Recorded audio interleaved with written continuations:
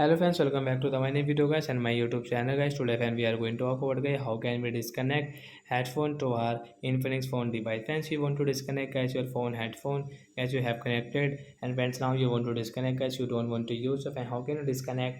Today friends I will show you, I will tell you in this video. So friends now let's see how can we disconnect it.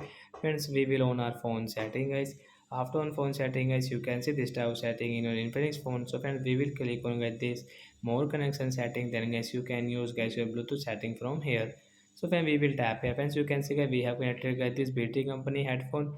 Right side icon guys we will tap here. So when we will click on guys the disconnect option guys, tap here to disconnect. Then guys you can see headphone will disconnect guys, we cannot use. If we use, so we will have to only click guys, headphone will connect automatic in our Infinix phone.